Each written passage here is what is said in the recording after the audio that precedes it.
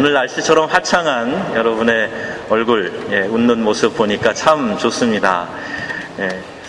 오늘 말씀 제목을 보면요, 어찌하여 이와 같이 라는 우리 성경에 표현된 이 말씀을 오늘 말씀의 제목으로 정해보았습니다. 이스라엘이 출애굽을 하게 된 그 과정은 이렇습니다. 이스라엘 백성들이 이제 이집트에서 고통 중에 노역을 하게 되죠. 노예 생활을 하면서 하나님께 부르짖습니다. 하나님께서 모세를 선택하셔서 이스라엘 백성들을 그곳에서 구출해내시고 그들이 있던 땅 가나안으로 돌아가게 하시는데 바로 왕이 순순히 내어줄 리가 없지요. 그래서 하나님이 능력 가운데 재앙을 내리셔서 두렵게 만드시고 이 백성을 보내게 하십니다. 그런데 재앙이 있을 때마다 보낸다고 해놓고 또 금방 마음이 강팍해져 가지고 보내지 않습니다. 그래서 결국 10가지 재앙을 맞게 되고 마지막 10번째 재앙이 짐승의 처음 난 새끼들을, 또 가정에는 그 집의 장자를 죽음의 사자가 죽이는 그런 엄청난 재앙을 겪게 되는 것입니다. 그런데 하나님께서 그의 택한 선민 이스라엘 백성들에게 살 길을 마련해 주시지요. 어린 양의 피를 문설주에 바르면 그 죽음의 사자가 그 양의 피를 보고 그 집을 뛰어넘어간다. 그래서 그 집에는 재앙이 내리지 않는 거예요. 뛰어넘어간다. 그래서 유월절, 그 절기의 시작이 그때 되게 된 것이죠.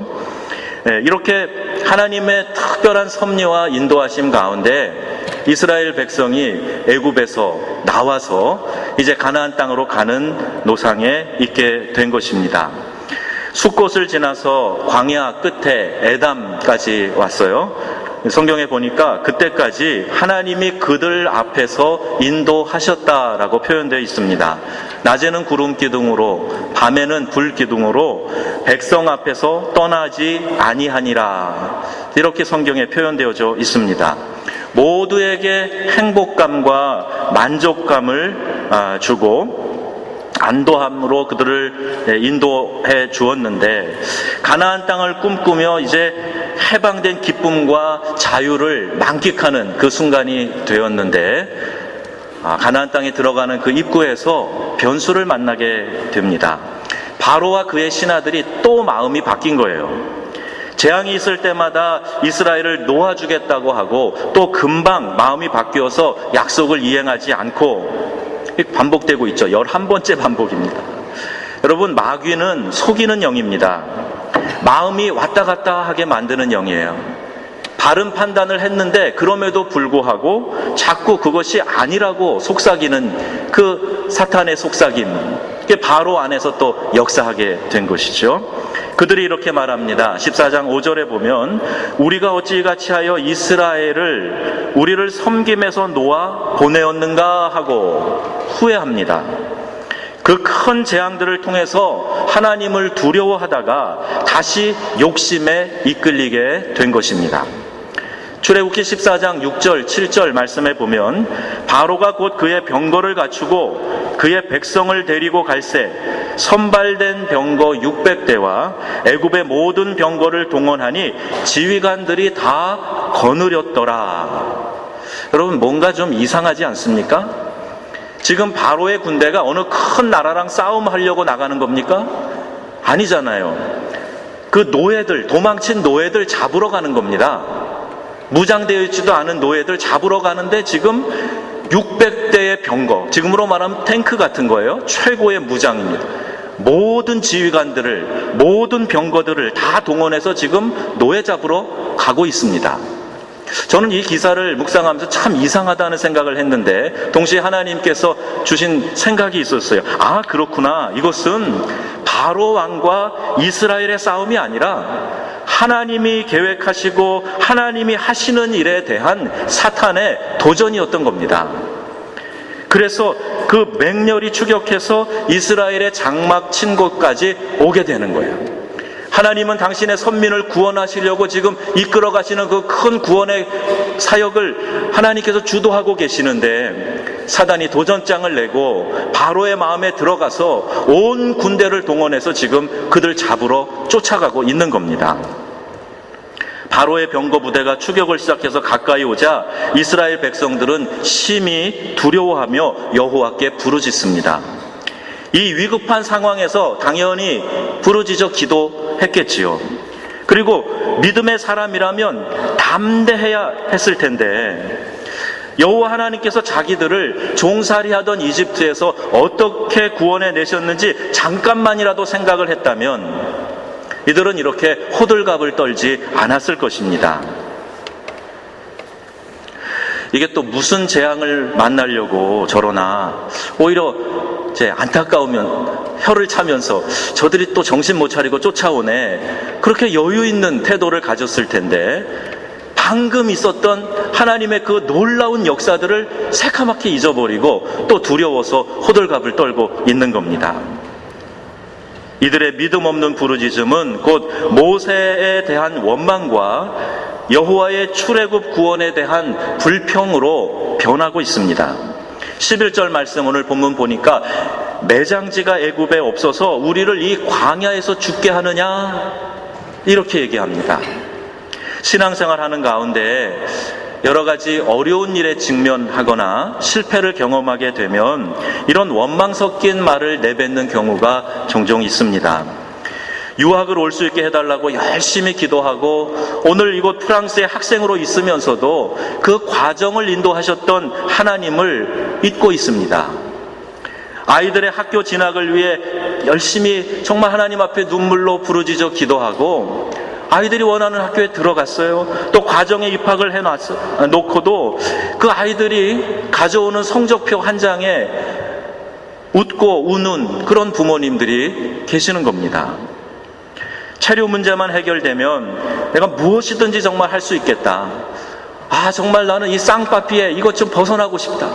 체류증 하나만 있으면 하나님께 감사하고 무슨 일이든지 하나님 기뻐하시는 일을 할 텐데, 그렇게 얘기합니다. 어떤 분은 내가 이 병이 낫기만 하면 내 시간을 드리고 건강 하나님 주셨으니까 하나님 위해서 열심히 살겠다고 그렇게 얘기합니다. 그리고 체류 문제도 해결되고 또 어떤 분은 건강의 문제가 해결이 됩니다. 그런데 그 은혜를 경험한 후에 또 얼마 지나고 나면 잊어버리죠. 어려움이 찾아오면 다시 믿음을 잃고 용기를 잃고 불평과 불만을 하는 모습은 꼭 이스라엘 백성을 닮았습니다. 시내에 예배 초소를 달라고 수년 동안 기도를 했습니다. 그리고 예배 초소를 얻었어요. 교육관 구입의 수건을 기적처럼 이루었습니다. 그런데 만족과 감사가 그렇게 오래가지 않습니다. 이스라엘 백성이 광야에서 주려 죽을 때 만나를 주셨어요. 야, 이게 뭐냐? 감탄해서 와, 이게 무슨 가시같이 생겼는데 먹으니까 막 꿀 같고 과자 같고 너무 좋다. 그래 만나라고 이름하면서 매일 먹었는데 여러분 아시잖아요. 매일 똑같은 음식 먹으니까 좀 질렸던가 봐요. 고기 먹고 싶다. 그때 하나님이 메추라기를 보내주셔서 만나와 메추라기를 늘 먹었습니다. 그런데 민수기 11장에 보니까 이들이 이렇게 얘기해요. 우리가 애굽에 있을 때에는 값없이 생선과 오이와 참외와 부추와 파와 마늘들을 먹은 것이 생각나거늘, 그러면서 다시 종살이 하던 이집트로 되돌아가자고 그러는 거예요. 정말 값없이 이런 걸 먹었을까요? 노역을 하면서 때로는 매 맞아 죽기까지 하면서 그 고역의 대가로 음식을 얻어 먹었을 텐데 이렇게 얘기합니다. 그리고 그때로 다시 되돌아가자고 말아요. 만약 광야에서 평생 살라고 그랬다면 매일 만나와 메추라기만 먹는 거 힘들었을 거예요. 그들이 불평을 할 만합니다. 그러나 광야길은 지나가는 길이에요. 광야에서 평생 사는 것이 아니라 통로고 하나의 훈련 장소였던 것입니다. 그런데 그 과정, 그 지나가는 길에서 이들은 이렇게 원망하고 불평하고 있습니다. 공부 잘하는 학생들은 숙제 때문에 그렇게 짜증내지 않습니다. 자녀들이 집에 돌아와서 숙제부터 하고 있으면 이 녀석 공부 잘할 놈, 이렇게 생각하시면 되는 거죠. 그것을 그렇게 괴로워하지 않고 숙제니까 한다, 그리고 자연스럽게 하잖아요. 좋은 훈련생들은 힘들어도 불평하지 않고 훈련의 과정을 성실히 이행하는 사람들입니다. 우리 제자훈련 여자반 숙제 보니까 꼼꼼히 잘해오신 분들 계시던데 그 훈련을 통해서 내가 유익을 얻으려고 하면 열심히 숙제하고 열심히 그 훈련에 주어진 과제들 하는 거죠. 여러분, 나에게는 기도로 시작했다가 하나님의 은혜로 시작했다가 원망이나 불신으로 변한 모습은 없는가? 우리 한번 자신을 돌아봐야 됩니다. 왜 이렇게 믿음으로 시작했다가 은혜로 시작했다가 불신앙에 빠지게 되는 것입니까? 그것은 우리의 이 속사람이 변화되지 않았기 때문에 그런 거예요. 어찌하여 우리에게 이와 같이라는 이 표현은 원어를 보면 바로와 그의 신하들이 하던 이야기를 지금 이스라엘 백성이 똑같은 얘기를 하고 있는 겁니다. 똑같은 표현이 여기 나오고 있는 겁니다. 그들은 자신이 처한 상황 앞에서 바로의 군대와 같은, 즉 하나님을 모르는 불신자들과 같은 똑같은 생각, 똑같은 말을 하고 있는 것입니다. 하나님의 약속이나 은혜는 다 잊어버렸어요. 오히려 일시적인 편리나 안락을 누렸던 그 노예 근성을 드러내고 있습니다. 몸은 자유가 되었지만 아직도 그 속사람은, 그의 정신은, 그들의 영혼은 종 노릇을 하고 있는 것입니다. 식민지를 살게 되면 그 식민지 사관이 100년 간다 합니다. 지배하고 통치했던 나라가 심어준 역사의 의식, 이게 100년을 간다는 거예요. 일제강점기 때 심어준 사상이 해방을 맞은 지 69년이 되었어도 그 잔재가 남아 있습니다. 독도는 우리 땅이라고 주장하는 것만 중요한 것이 아니라 민족의 즉 문화적인 자존감, 정직하고 성실하고 총명하고 평화를 사랑하는 민족으로서의 자부심을 회복하는 것이 더 중요합니다. 신앙의 차원에서도 마찬가지예요.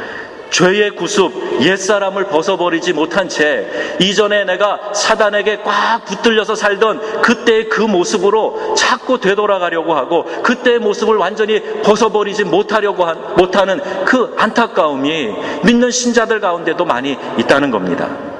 옛사람을 벗고 새사람을 입으라, 이렇게 하나님께서 주신 이 말씀을 깊이 묵상하고 받아들여야 됩니다. 아, 그렇지. 내가 이제는 어둠이 아니라 빛으로 옮겨졌지. 마귀의 자녀가 아니라 하나님의 자녀가 되었지. 내가 이전 것은 벗어버려야 되지. 내가 새 사람이 된 존재지. 이렇게 인식하면서 빛 가운데 거해야 그것이 그리스도인의 삶인 것이죠. 자존감이 낮은 사람들이 불평을 많이 한다고들 합니다. 노예로 전락해서 지배를 당했던 이스라엘 백성은 불평이 몸에 배어 있었을 거예요. 불평하는 이들의 말을 한번 들어보세요. 애굽 사람들을 섬기는 것이 광야에서 죽는 것보다 낫겠노라. 아니, 출애굽해서 이곳까지 인도하신 그 하나님을 신뢰하지 않고 있습니다.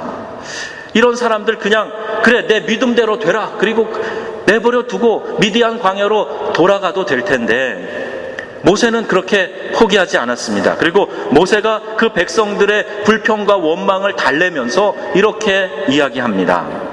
13절, 14절 말씀 보시면 두려워하지 말아라. 그 백성들을 위로하면서 그렇게 얘기해요. 두려워하지 말아라. 그들이 불평하는 마음의 그 깊은 곳에는요, 두려움이 지금 자리 잡고 있기 때문에 그러는 거예요.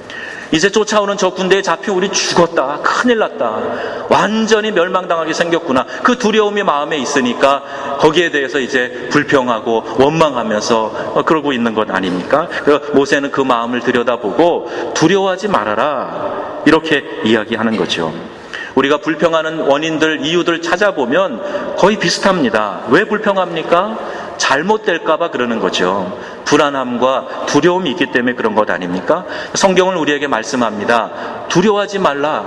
이 말씀이 성경에 얼마나 많이 나오는지 몰라요. 두려움의 몇 가지 다른 종류가 있습니다. 두려움은요, 하나님을 대할 때 느끼는 두려움이 있어요. 이거는 특별히 경외라고 성경에 표현되어져 있습니다. 죄인인 내가 거룩하신 하나님을 대하게 되면 그 경외감, 그것이 하나의 두려움으로 내게 다가오게 되는 거죠. 하나님을 경험할 때 그분의 거룩하심 앞에서 우리는 두려워 떨게 되어 있습니다. 창세기 15장에 보면 이후에 여호와의 말씀이 환상 중에 아브라함에게 임하여 이르시되 아브라함아 두려워하지 말라. 나는 내 방패요 너의 지극히 큰 상급이라.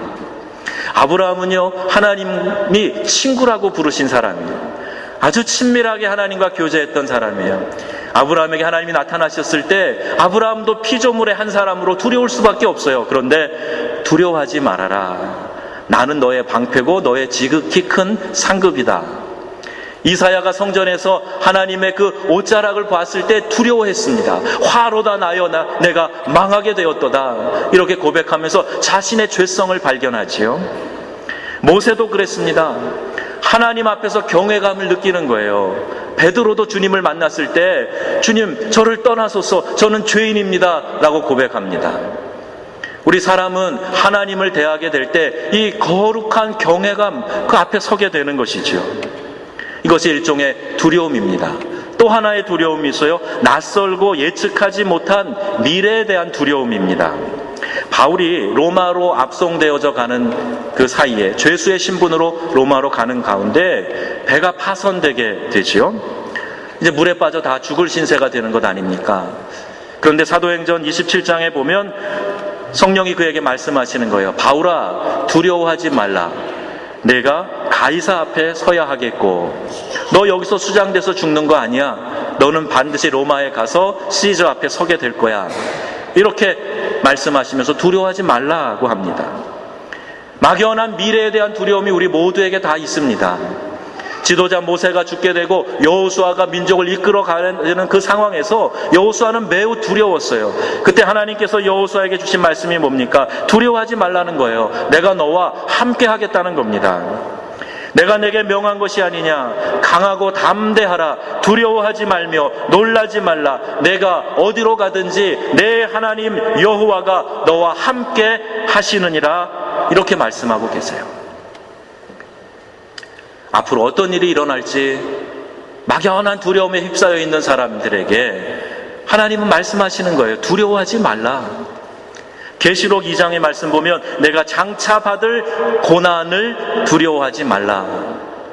고난조차도 내가 너와 함께 할 것이다. 내가 너를 인도할 것이다. 잡혀갈 때 무슨 말을 할까 미리 예비할 필요도 없어. 내가 내 입에 말을 줄 거야. 걱정하지 마. 그리고 하나님이 그들을 인도하시는 거죠. 막연한 미래에 대한 두려움, 우리 주님이 기뻐하시지 않습니다. 또 이런 종류의 두려움이 있어요. 믿음이 아예 없어서 생기는 두려움입니다. 이때는 너희가 어찌하여 두려워하느냐 이런 책망의 말씀을 하십니다. 제자들이 예수님과 함께 배를 탔는데 풍랑을 만납니다. 마태복음 8장의 기사에 보면 예수께서 이르시되 어찌하여 무서워하느냐 믿음이 적은 자들아 하시고 일어나 바람과 바다를 꾸짖으시니 아주 잔잔하게 되거늘. 어찌하여 무서워하느냐 믿음이 적은 자들아. 주님의 이 책망 어린 이야기는 믿음 없는 그를 따르는 제자들에게 그렇게 전달이 된 거예요. 우리가 하나님을 믿는다고 하고 따른다고 하면서 믿음을 보이지 못할 때, 믿음을 갖지 못할 때 우리 주님 실망하시죠. 꾸짖어 말씀하실 겁니다. 믿음이 없을 때 생기는 두려움에 대해 책망하시는 이유가 무엇입니까? 하나님을 신뢰하지 못하는 것이 결국 책망의 원인인 것이죠. 네가 나를 믿는다고 하면서 정작 어려운 일이 닥치니까, 위기가 생기니까 아니네, 믿는 것이 아니었네. 하나님은 그의 그 믿음 없음은 하나님에 대한 신뢰가 없는 것이라고 그렇게 인정하고 말씀하시는 거예요. 주님과 함께 배를 타고 있으면서도 우리가 죽게 된 것을 안 돌아보십니까? 라고 난리 법석입니다. 지금 그들은 그 배 위에, 배 안에 만왕의 왕이신 예수님과 함께 있어요. 그런데 좀 파도가 일어나고 바람이 불고 그러니까 우리 다 죽게 되었는데 세냐 누베리송 그러면서 소리치고 가서 우리가 죽게 된 거 돌아보지 않습니까? 이러고 야단 법석을 치고 있는 거예요. 자기가 지금 누구와 함께 있는지 깨닫지 못하고 전혀 믿음 없는 그 본연의 마음을 그대로 드러내고 있는 것 아닙니까? 여러분, 신뢰는 사랑에서 나옵니다. 사람 사이에서도 사랑하면 그를 믿어줍니다. 신뢰합니다. 하물며 전능하신 하나님이 못하실 일이 있겠는가? 그 믿음이 없기 때문에 두려워하면서 주님에 대한 신뢰를 갖지 못하는 거예요. 다시 말하면 주님을 정말 진심으로 사랑하지 않는 겁니다. 그래서 신뢰가 없고 그래서 두려움이 찾아오는 거예요. 우리는 믿음이 없어서 두려워하면 주님에 대한 사랑을 먼저 회복해야 됩니다. 주님을 더욱 사랑할 수 있도록 나 자신을 의지하고 세상을 의지하는 것들을 끊어야 됩니다. 그래야 주님을 더 깊이 사랑할 수 있게 됩니다. 두려움 없이 담대하려면 우리는 주님의 마음을 좀 알아야 돼요. 요한복음 14장 말씀해 보니까 평안을 너희에게 끼치노니 곧 나의 평안을 너희에게 주노라. 내가 너희에게 주는 것은 세상이 주는 것과 같지 아니하니라. 너희는 마음에 근심하지도 말고 두려워하지도 말라. 우리 주님이 제자들에게 하신 말씀이에요. 내가 너희에게 평화를 주노라. 이렇게 말씀하고 계시는 거예요.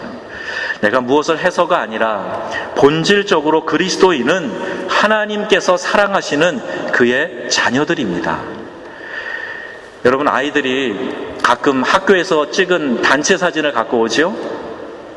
엄마 사진 찍은 거예요. 갖다 주면 여러분 사진을 딱 보실 때 누구부터 찾으세요? 내 사랑하는 자식 새끼 어디 있나? 그거부터 찾으시잖아요. 누가 이 학급에서 제일 얼굴 이쁜가? 그거 찾으세요? 아니잖아요. 누가 옷을 제일 시크하게 잘 입었나? 그거 보세요? 아니잖아요. 내 자식 어디 있나? 그거 찾아보신다고요. 마찬가지입니다. 우리 아버지 하나님이 우리를 향한 그 마음이 그런 거예요. 지금 내 자녀는 어떤 형편에 있는가? 내 자녀는 지금 어디에 있는가? 이것이 하나님의 마음입니다. 오직 그의 눈은 사랑하는 자녀를 향하십니다. 그 사랑하는 자녀를 눈동자처럼 보호하신다고 성경은 말씀하고 계세요. 그리고 이 상황을 해결하기 위한 모세의 두 번째 방안이 있어요. 처음에 두려워하지 말라 그랬지요? 또 이제 이야기합니다. 너희는 가만히 있을지어다. 가만히 있으라는 거예요. 너희는 가만히 서서 여호와께서 오늘 너희를 위하여 행하시는 구원을 보라. 여러분, 이 말씀의 의미가 무엇입니까? 너희가 뭘 좀 하려고 그렇게 애쓰지 말라는 말씀이에요. 이것은 힌두교에서 말하는 운명론, 파탈리즘, 그걸 이야기하는 게 아닙니다. 이슬람교에서 이야기하는 인샬라, 모든 게 알라의 뜻에 있으니까 너네들은 할 것 없어, 그런 얘기가 아닙니다. 오히려 우리의 기독교의 복음은 주어진 여건대로 그냥 살아라, 이게 아니라 적극적으로 삶을 개척해 나가라고 그렇게 가르쳐주고 있습니다. 역사를 보면 기독교 복음이 들어간 나라들마다 다 가난과 압제 속에서 머물러 있지 않고 그 안에 막 변혁이 일어납니다. 복음이 들어간 나라마다 막 그 안에 놀라운 변화가 일어나요. 우리나라만 해도 그렇지 않습니까? 신분의 차별이 분명했던 우리나라에 기독교가 들어오니까 여성들이 공부할 기회가 주어져요. 여자들을 위한 학교가 세워집니다. 남녀 평등에 대한 얘기가 나오기 시작해요. 사회의 부정과 부패에 대해서 항거하는 목소리들이 나오기 시작하는 겁니다. 그래서 독재자들은 기독교를 두려워하고 교회를 박해했던 것입니다. 그런데 가만히 있어라 라는 이 말은 도대체 무슨 말입니까? 너희는 가만히 있어 라는 이 말씀의 의미는 내 의와 경험과 지혜와 혈기와 내 수단과 방법으로 하지 말고 하나님께서 내 안에서 일하시도록, 하나님께서 인도하시도록 내어 맡기고 가만히 좀 있으라, 이 말씀이에요. 여러분, 여리고성이 무너진 사건을 잘 기억하실 겁니다. 철옹성, 정말 견고한 성. 그 당시에 이 성벽 안벽과 바깥벽 사이에 그 위로 마차가 다닐 정도로 견고한 성이 바로 여리고성입니다. 이 여리고성이 어떻게 함락이 됐지요? 누가 여리고성을 무너뜨렸습니까? 어느 주일학교 선생님 질문했더니 제가 안 그랬습니다. 그랬다는데 그게 아니고 누가 무너뜨린 거예요? 이스라엘 백성이 무엇으로 무너뜨렸습니까? 하나님의 말씀에 순종함으로 무너뜨렸어요. 아주 어처구니 없는 작전 전략이 나와요. 하루에 한 바퀴씩 돌고 가만히 있어라. 한 바퀴씩 돌라는 거예요. 떠들지 말고 한 바퀴씩 돌고 그냥 가만히 있어요. 매일 한 바퀴씩 돕니다. 한 바퀴씩 돌아요. 이유도 모르죠. 그리고 마지막 날에 7번 성을 돌고 외치라는 거예요. 함성을 외치라는 거예요. 그랬더니 그 초롱성이 그냥 무너져 내리고 말았습니다. 여러분, 이 기사를 대할 때 우리는 하나님께서 말씀하실 때, 하나님께서 일하실 때, 그저 순종하면 되는 거구나, 이 영적 교훈을 분명히 얻어야 합니다. 내 인생에 내가 주인 되는 것이 아니라 하나님이 주인 되시도록 하는 것, 그것이 가만히 있으라는 말의 진정한 의미인 거예요. 맡기기는 다 맡긴다고 해놓고 일은 실제로 내가 다 알아서 해야 된다고 생각하는 거죠. 그건 맡긴 게 아닙니다. 너희는 그 좀 가만히 있어라. 가만히 좀 있어라. 하나님은 계속 우리에게 말씀하세요. 주인과 하숙생은 집을 쓰는 방법이 다릅니다. 주인은 신경 쓰는 게 참 많아요. 이것도 눈에 띄고 저것도 눈에 띕니다. 주인이 보는 눈은 손님의 눈과 다릅니다. 우리의 속담 가운데 있죠. 주인은 종이 보지 못하는 것을 본다. 그래요. 지금 종과 주인이 어디 있겠습니까? 그런데 어느 공동체나 주인의 역할을 하는 주인의식 가진 사람이 있어요. 어느 공동체나 보면 주인의식이 아니라 그냥 손님처럼 있는 사람들이 있어요. 누가 주인의식을 가진 사람이고 누가 손님처럼 있는 사람인가 어떻게 하는지 보면 금방 압니다. 그가 주인의식을 가졌는지 아니면 여전히 손님처럼 종처럼 있는지 하는 걸 보면 알 수가 있어요. 가만히 있으라 라는 말은요, 자리를 지키라, 꿋꿋이 서 있으라, 그런 의미입니다. 여러분, 신앙의 자리를 절대 떠나면 안 됩니다. 포스트 모던 시대에 우리가 살고 있습니다. 모든 것이 수없이 변합니다. 그 변화의 다양성을 우리는 쫓아가려고 막 허덕거리면서 살아갑니다. 심지어는 교회조차도 이 세상의 변화를 따라가야 된다 생각해서 교회가 세상을 따라가기에 정신이 없어요. 이럴 때일수록 변하지 않는 마음이 얼마나 소중한지 모릅니다. 자기 자리를 지키는 것이 너무너무 귀한 시대입니다. 상대방의 말 한마디, 표정 하나에 민감하게 하는 것이 아니라 그 중심을 생각하면서 믿어주는 거예요. 믿어주는 거예요.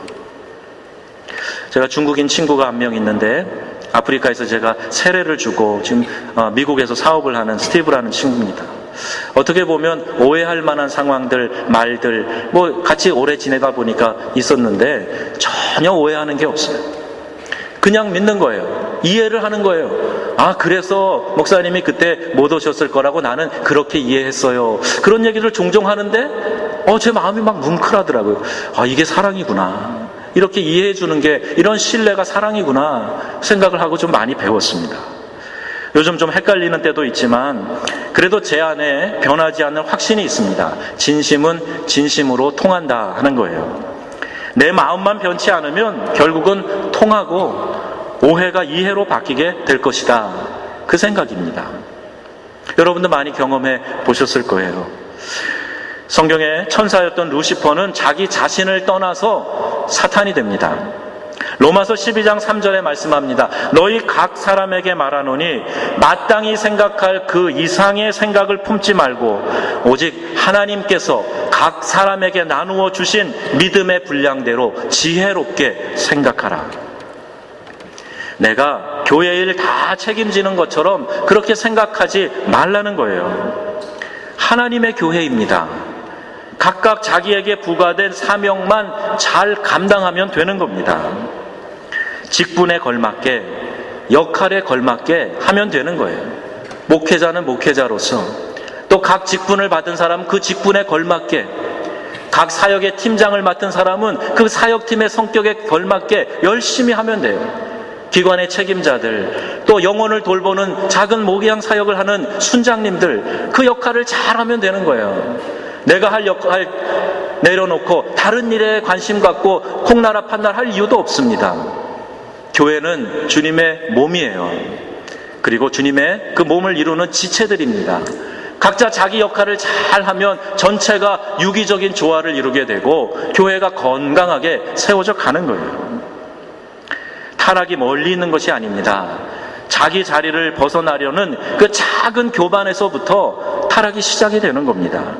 그러나 결과는 하나님과 큰 거리를 만들고 말 것입니다. 가만히 있으라 라는 말의 또 다른 뜻은 침묵입니다. 이 말의 뜻은요, 혀를 꽉 물고 있으라는 거예요.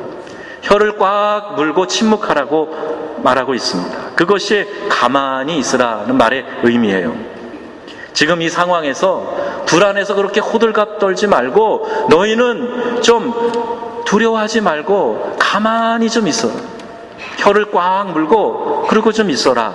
모세가 그렇게 백성들에게 권유하는 겁니다. 더 이상 불평하지 말고 조용히 여호와의 구원을 기다리라는 뜻입니다. 하나님의 뜻을 찾고 하나님의 때를 기다리고 잠잠히 있으라는 거예요. 여러분, 침묵이 쉬운 것 같지만 쉽지 않습니다. 참 어려운 거예요. 말하고 떠드는 건 훨씬 쉬워요. 그런데 말하지 않고 가만히 있는 거 훨씬 어렵습니다.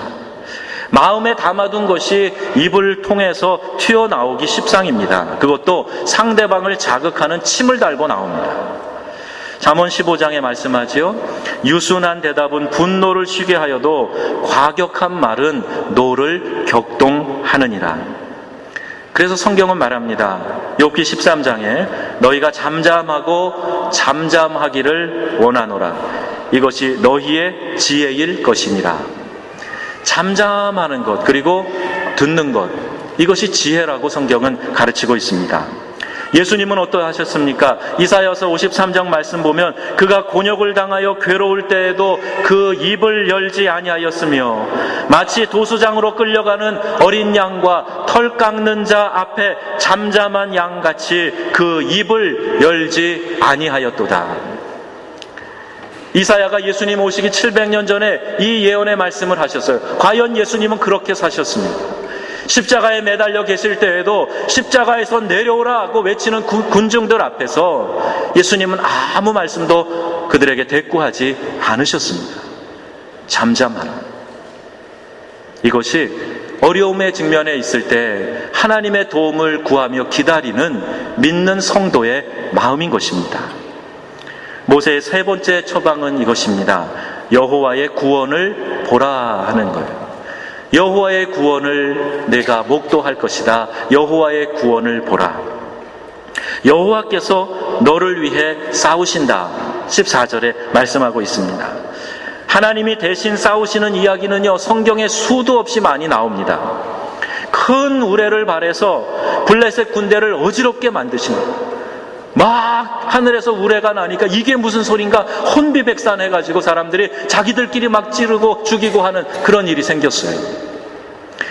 하나님이 대신 싸우시는 이야기가 많이 나와요. 아람의 군대가 큰 병거 소리와 말소리와 큰 군대의 소리를 환청으로 듣게 됩니다.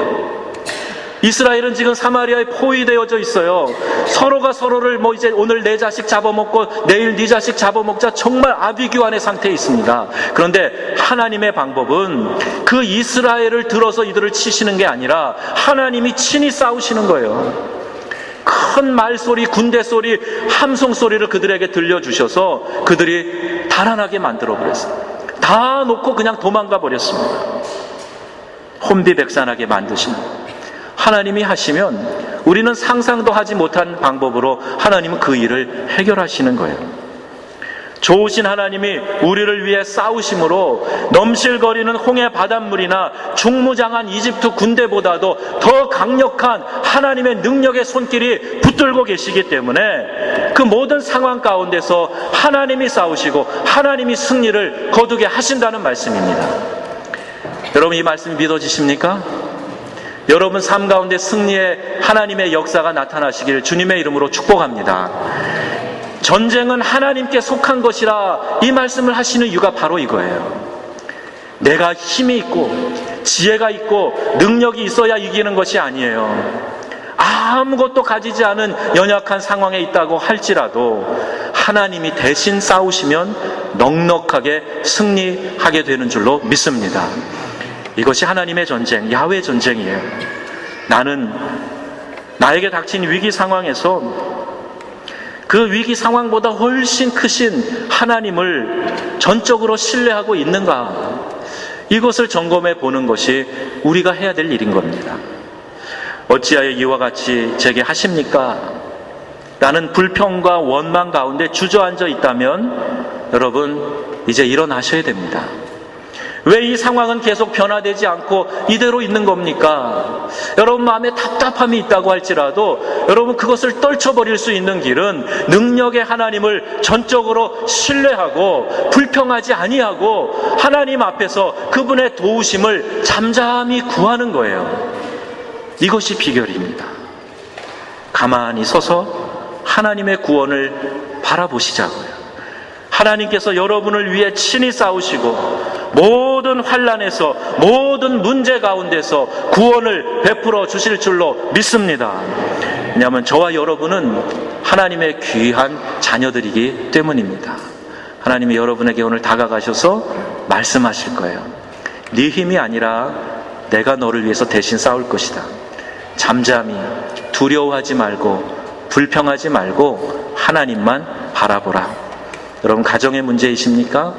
자녀들 때문에 그러세요? 교회입니까? 여러분 그냥 지금 오늘 말씀이 가르쳐 주시는 대로 모세가 이스라엘 백성에게 주었던 그 처방대로 하나님 앞에 서셔서 귀한 믿음의 승리를 얻으시는 저와 여러분 되시기를 주 예수님의 이름으로 축원합니다. 아멘. 우리 같이 이 찬양 부르시고 기도하시겠습니다. 여러분 이 찬양 부르실 때 하나님, 정말 하나님 한 분만이 나의 힘입니다.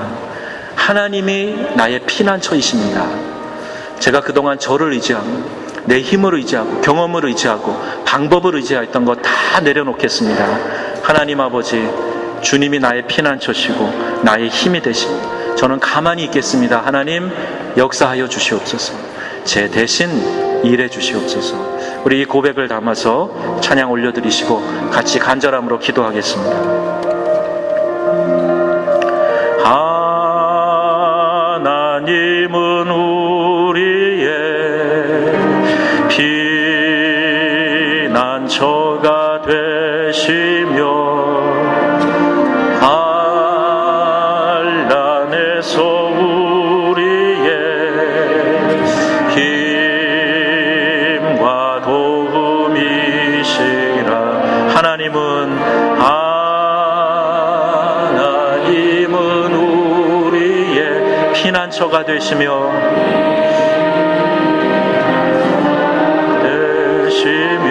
환난 중에 우리의